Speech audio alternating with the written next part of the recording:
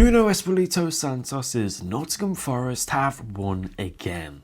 Their 4-2 thrashing of Ipswich Town made it win number 18 in all competitions, as the Reds have their sights well and truly set on Champions League football next year. They are simply relentless. They remain the only team Arne Slot has been defeated by in the Premier League, and they sit 6 points clear of Manchester City in 5th, who they recently beat.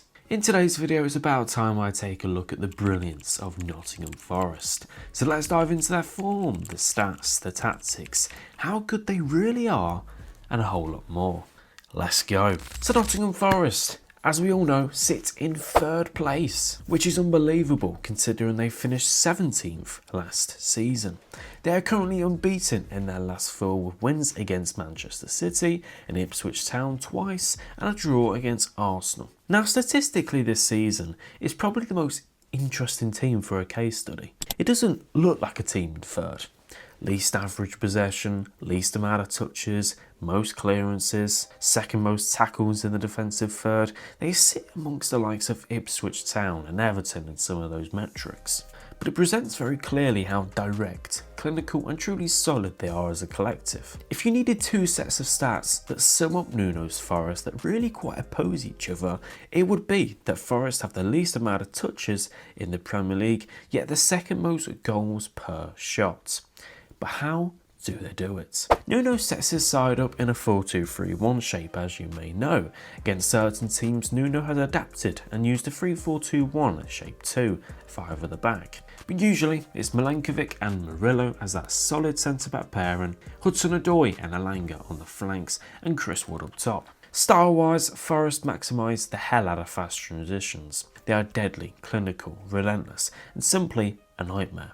On the ball, we often see Anthony Elanga come inside off the right to feed off Chris Wood. Elanga, Hudson-Odoi and Morgan Gibbs-White cherish Chris Wood bringing the ball down for them and laying it off or a header to them, and then they can go find each other with real intensity. The fullbacks don't bomb forward recklessly, but choose when and when not to go in general play, because after all, they're probably still within the defensive position, with Forest's biggest source of goals being counter-attacks. But let's just delve into where they are most impressive first. More than anything, off the ball. Their work off the ball is so impressive. With their low amount of possession in games and their style of play, it really does demand their shape to be spot on and to control the game without the ball. For most of the season, the 4-2-3-1 shape has been maintained off the ball, which is rare because a lot of teams transition to quite commonly a 4-4-2 or even a 5-4-1 for an extra man in the back line. But when opponents have the ball, they aim to purely eliminate the passing options for that player.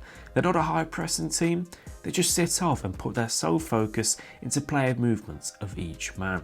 The players are constantly tracking and staying close to their man. This slows down the game, it stings the momentum and allows them to shock them with intensity on the break. So if you do this right, which Forest do, you force your opponent into limited options. So that one player with the ball might, for 1, just pass backwards, 2, play a risky pass, 3, a long ball, and 4, dribble the ball forwards themselves. There's an element of risk in all of these, apart from going backwards, which is just negative in itself. But a risky pass is risky and you could lose it. A long ball, Forest are aerial and physical monsters. They'll just win it.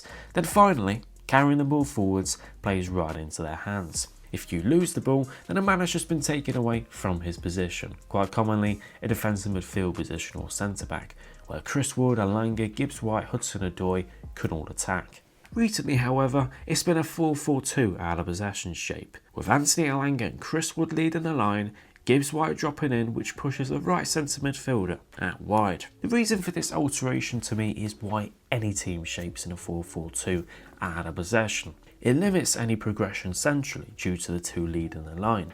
It blocks out any pass, it's compact, and it also allows you to double up in those wide areas. You see, when Forest are defending and the ball is circulating centrally, then the Forest centre-backs are aggressive and will pounce. But also, this line slightly narrows, which invites space out wide.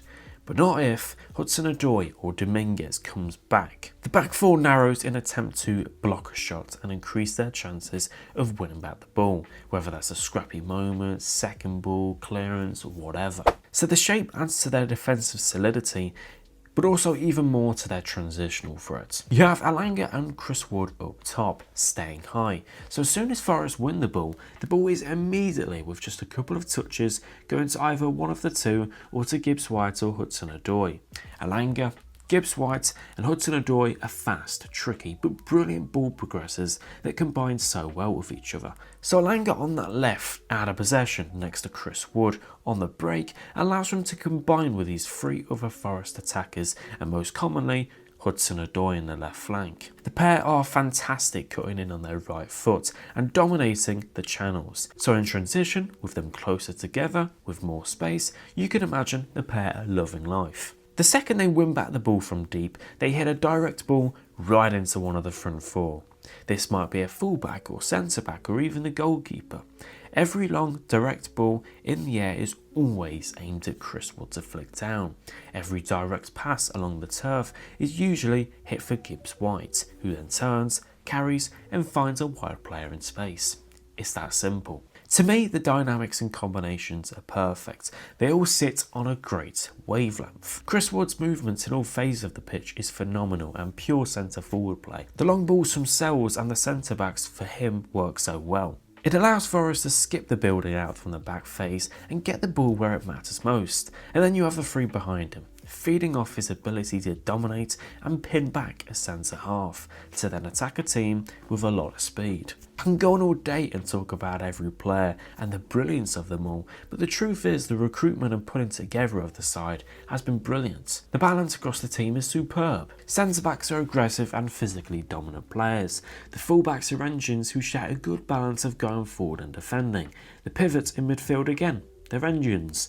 Then the three behind Wood are all fast, tricky dribblers with a big, strong number 9 up top to feed off. It's simple, the team clicks. Most times when you watch Forest though, the other team look like they're having decent success, a good amount to the ball, whilst Forest may be a little bit quiet attackingly. But they can do this with how good they are defensively. They can soak up all the pressure thrown their way, unbothered, unfazed. And because they can do this, and because the game is always so even, and because teams just can't seem to find a way past Milenkovic and Murillo, teams will think they're getting the better of Forest and naturally want to commit more men forward because of this, which is such a dangerous game with Forest. That's what Nuno's game plan wants. It's deadly, but wouldn't be as successful if the attackers weren't so brilliant and clinical. And credit goes to Nuno for that, massively, because he's really maximised the best out of his team in both departments, and he's improved pretty much